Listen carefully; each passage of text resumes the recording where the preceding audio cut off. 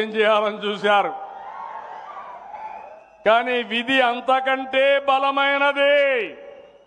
మొన్న పులివెందల ఒంటి మిట్ట ఏం తమ్ముళ్ళు ఏం జరిగిందని మిమ్మల్ని అడుగుతున్నా. అక్కడ చూశారు వీళ్ళు రప్ప రప్ప రాజకీయం అక్కడ చూశారు. కబద్దార్ గుర్తుపెట్టుకోండి, తమాషా అనుకుంటే ప్రజలు మిమ్మల్ని క్షమించే పరిస్థితిలో ఉండరని మరొకసారి హెచ్చరిస్తున్నా. నేను ఎప్పుడూ ఒకటే ఆలోచిస్తూ ఉంటాను, రాజకీయం అంటే సేవాభావం ఉండాలి. రాజకీయం అంటే రౌడీయిజం కాదు. రాజకీయం అంటే ప్రజలకు జవాబుదారీతనంగా ఉండాల్సిన బాధ్యత మనందరిపైన ఉంది.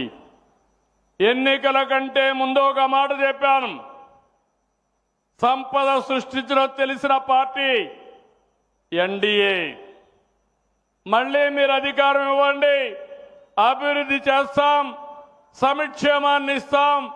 అందుకే సూపర్ 6 అని చెప్పి సూపర్ హిట్ చేసిన పార్టీ ఎన్డీఏ.